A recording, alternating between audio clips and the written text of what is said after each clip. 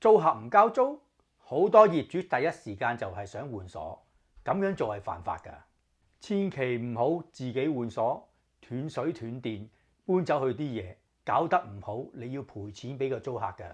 正確做法咧，就係應該喺過咗交租限期第2日，就即刻出張 N4 表格俾佢，俾14日寬限期。記住，填錯1個字都可能俾 LTB 廢除張 form 嘅。除咗張 N4 form，記得填埋張 Certificate of Service。冇咗呢張紙證明你交咗俾個租客， LTB 係唔會受理嘅。